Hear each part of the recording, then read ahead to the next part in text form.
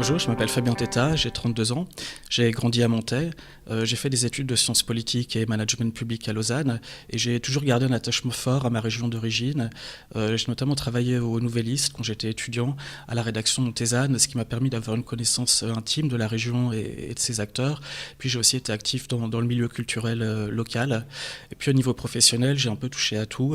J'ai notamment travaillé au service du Parlement à Berne où j'ai pu découvrir de l'intérieur les rouages du travail parlementaire. Et actuellement, je suis donc assistant et doctorant à l'Université de Lausanne.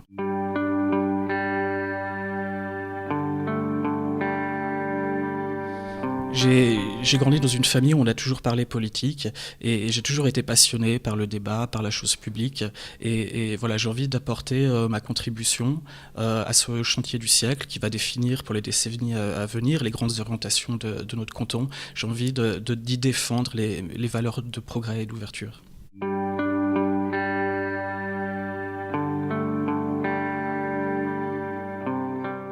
Alors je pense que ça va être de grands débats justement sur les principes, sur les valeurs, sur les orientations. Ça va être passionnant. Franchement, c'est rare, je pense, dans le travail politique, de pouvoir prendre le temps, de pouvoir discuter de ces choses fondamentales. Et puis là, j'espère que les futurs députés vont arriver à vraiment faire une constitution ambitieuse. Donc ça supposera des alliances larges avec tous les partis progressistes.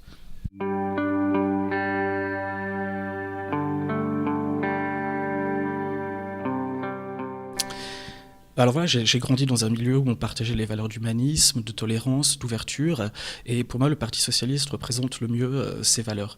Et par ailleurs, c'est un parti qui défend toujours les faibles dans les rapports de force, et ça aussi c'est quelque chose d'important pour moi.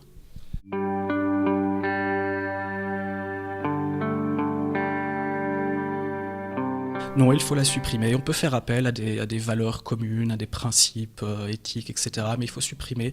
Je pense que l'État doit reconnaître la tradition catholique du Valais. Et là, il n'y a pas de problème. Mais il faut vraiment séparer l'Église de l'État.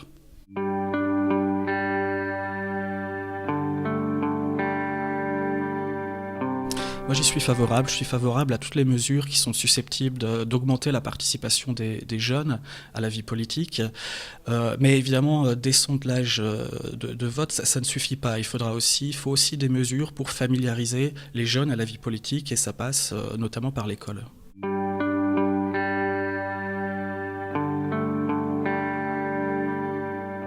Alors je suis tout à fait favorable, c'est une de mes priorités si je suis élu. Comme étrangers ou nationaux, on profite tous les jours, on utilise tous les jours les services publics communaux, les infrastructures, les transports publics, etc. Et c'est normal, ça me paraît normal que des étrangers qui sont établis depuis des années puissent prendre part au destin de leur commune.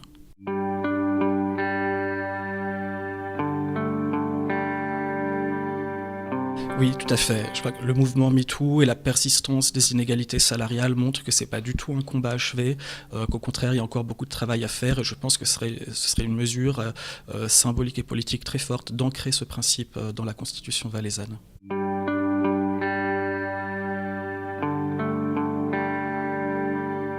Oui, je pense que c'est aussi une priorité. Je pense que les futurs constituants devront avoir au centre de leurs préoccupations le développement durable. Et c'est particulièrement important dans un canton comme le nôtre qui a d'importantes ressources naturelles, qui dépend pour son économie en partie du tourisme. Donc voilà, je pense que ça doit être aussi une priorité, la préservation de l'environnement, la gestion saine des ressources, la préservation du paysage.